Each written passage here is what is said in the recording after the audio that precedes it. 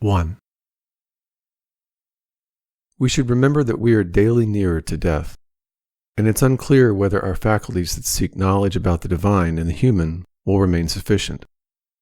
For if we start to lose our mental faculties, while things like sweating, eating, imagining, and desiring will continue, our ability to use reason, fulfill our duties, and make clear decisions will be extinguished. We need to hurry, not only because we're approaching death, but our understanding and comprehension of things will cease first. 2. We should observe that things produced according to nature are beautiful in a way. For example, when bread is baked, it naturally cracks open at the surface in ways unintended by the baker that adds a peculiar appeal and stimulates our desire for eating. Similarly, when ripe figs gape open, or when olives are just near rottenness, they take on a unique and peculiar beauty. The bending ears of corn, a lion's eyebrows, and the foam that flows from the mouth of wild boars, while not typically considered beautiful, as a manifestation of nature cannot help but please those who look at them closely. Thus, a man cannot help but to adorn what is produced according to nature's design. If we understand the world as the continuous unfolding of the alchemy of nature, we will find beauty in everything we see. We'll be able to appreciate the maturity and fairness of old age, the attractive beauty of youth, and many other things. While this might not please everyone, it will be pleasing to someone who truly understands and appreciates nature and her works. 3. Hippocrates, who cured many diseases, eventually got sick and died. The Chaldei, who predicted the deaths of many, were brought to their end by their fate. Alexander, Pompeius, and Caius Caesar, who destroyed cities and killed thousands, themselves too departed from life. Democritus was killed by lice, and other lice killed Socrates. What does this all mean? You've started your journey in life, traveled, and now you've arrived at the end. If there's another life after death, the gods will be there. If there's no sensation after death, you will not feel pain or pleasure. Your mind and soul will be free from the decay of your earthly vessel. 4. Do not waste the remainder of your life thinking about others unless it concerns the object of some common good. When you focus on what others are doing, saying, or thinking, you forfeit the opportunity to do something useful. Avoid thoughts that do not have a purpose and a benefit, especially those that are overly curious or malicious. Condition yourself to think about things that, if someone were to suddenly ask, "What are you thinking?" you could answer with complete honesty, this or that, showing your thoughts are simple, kind, and benefits a social being. Avoid any thoughts that would cause you shame if you were to admit them. A person who strives for this is to be among the best and is like a minister to the gods. He uses the divine power within him, which insulates him from pleasure, pain, insults, and wrongdoings. A fighter in the noblest fight is not controlled by any passion, is deeply just, and accepts everything that happens as his fate.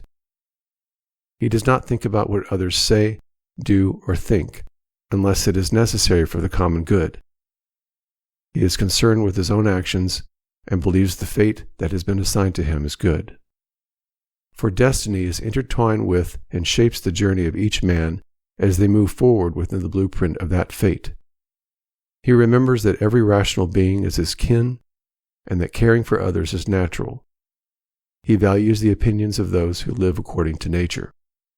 For those who do not live according to nature, he knows what kind of lives such people lead and with whom they associate, and does not care about their praise, knowing that they are not even satisfied with themselves.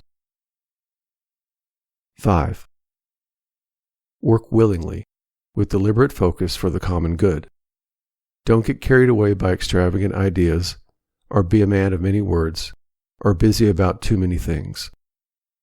Let the divine spirit within you guide you to be mature, strong, involved in public affairs, a Roman and a ruler who has taken his calling like a man. ready to leave life when the time comes, without needing oaths or others' approval. Be cheerful also, and don't rely on others for aid or peace. A man must stand tall, independent of others. 6. If you find anything better in life than justice, truth, temperance, fortitude, and the satisfaction from acting according to good reason and accepting those things that have been assigned to you from fate, enjoy that which you have found to be the best. If nothing is better than your divine part, which controls your desires, examines impressions, follows reason, submits to the gods, and cares for others, then do not diverge from it, lest you'll lose your ability to focus on that which is good. It is not right that things like praise, power, or pleasure should compete with that which is rationally, politically, or practically good. Sometimes things that seem slightly better can quickly take over and distract us. But you should simply and freely choose what is better and hold to it. If something is useful to you as a rational being, keep it.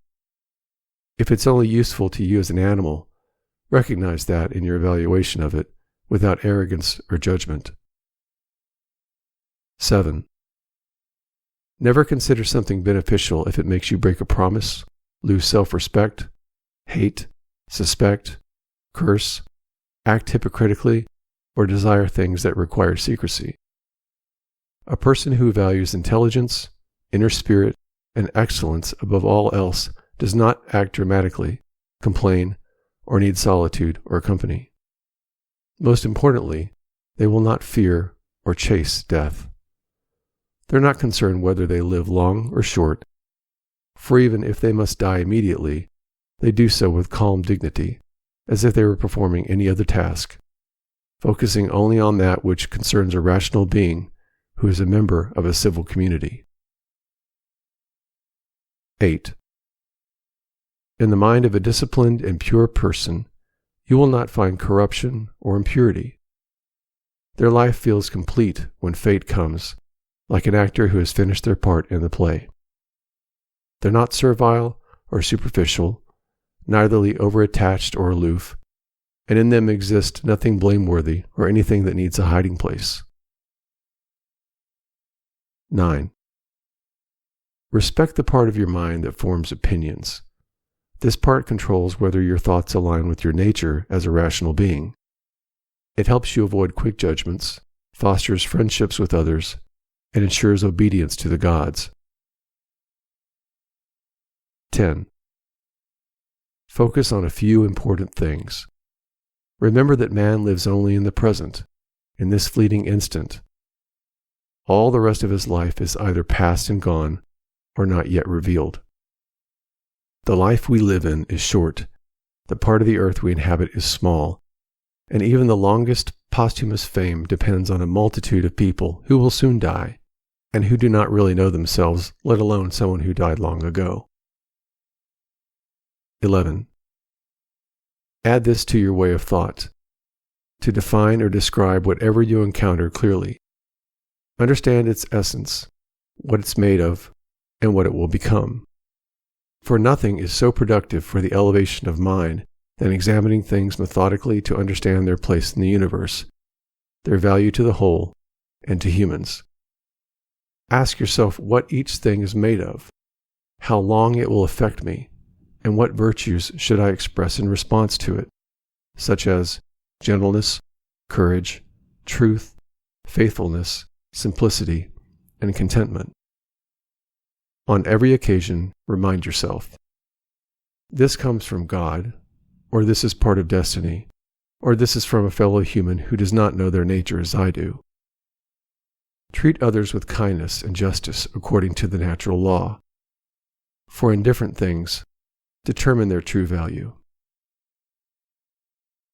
12. If you focus on the task at hand, follow good reason seriously, vigorously, and calmly without distractions. Keep your inner self pure, as if you might have to return it immediately. Expect nothing, fear nothing, be satisfied with your present actions according to nature. Speak and act with honesty, and you will live happily. and no one will be able to prevent this. 13. Just like doctors always have their tools ready for cases requiring their skill, you should have principles ready for understanding divine and human matters. Do everything, even small tasks, with the awareness of the connection between the divine and the human. You cannot do anything well for people without also considering the divine, and vice versa. 14. Stop drifting aimlessly. You won't have time to read your memoirs, the deeds of ancient Romans and Greeks, or the books you saved for old age. Focus on your plan now and let go of idle hopes. Help yourself while you still can, if you care about yourself at all. 15. They don't understand the deeper meaning behind words like stealing, sowing, buying, staying quiet, or knowing what to do. This understanding doesn't come from physical sight, but from a different kind of vision. 16. Body, soul, and mind. The body feels sensation, the soul has desires, and the mind holds principles. To perceive impressions by means of appearance is common to all animals. To be pulled by desires that belong to both wild beasts and those who are weak. But to have intelligence that guides actions is right for all men. Even those who do not believe in gods betray their country and commit injustices when they have shut the doors. What sets a good person apart is being content with what happens according to nature and the thread of fate. They keep their soul pure and calm, truthful and just. If others do not believe they live a simple, modest, and content life, they are not angry with any of them, nor do they deviate from this path they have chosen to live to the end of life, for they will die pure, peaceful, and reconciled to their fate.